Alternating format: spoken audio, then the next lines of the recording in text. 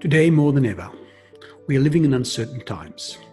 Given these uncertain times, the topic that I wish to address is how can we more effectively manage our critical resources in the light of such uncertainty? My name is Lewis Trigger, and for the last 30 years, I have immersed myself in a management doctrine that I call Constraint Innovation. Constraint Innovation is all about how we do a lot more of the right stuff with what we have. By leveraging our critical resources, we're able to unlock the value in our organization. Constraint Innovation is based on the leading management doctrine known as the Theory of Constraints.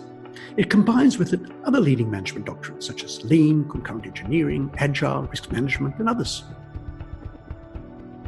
What do I mean by a critical resource? Well, the first step is to identify the constraint.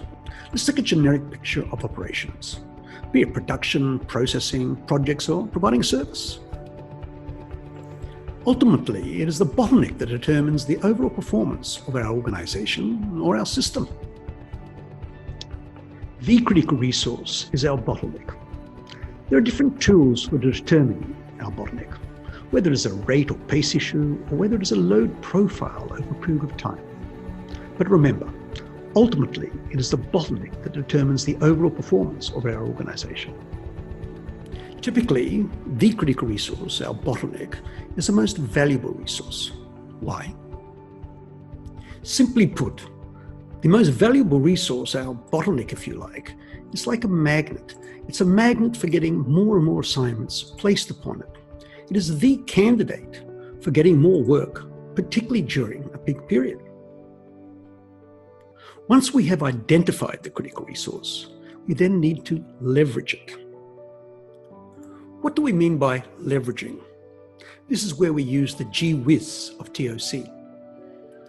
It is here that we employ the 5 steps of TOC. After we've identified our critical resource, we then have to make sure that we don't waste it, what we call to exploit the critical resource. The third step is called subordination, which means that all our non-constraints either have to serve or not get in the way of the critical resource. A host of effective measures are undertaken that are intuitive, focused, and at no cost. Lots of low-lying fruit. Uncertainty is mitigated through the use of time buffers. The more difficult actions are left to the end under what we call elevation. Eventually, we overcome the bottleneck. The ceiling is raised, and we employ the 5 steps of continual improvement. So please join me for a valuable and enjoyable learning experience. Together, we will face the challenge of how can we more effectively manage our critical resources in the face of uncertainty. Thank you.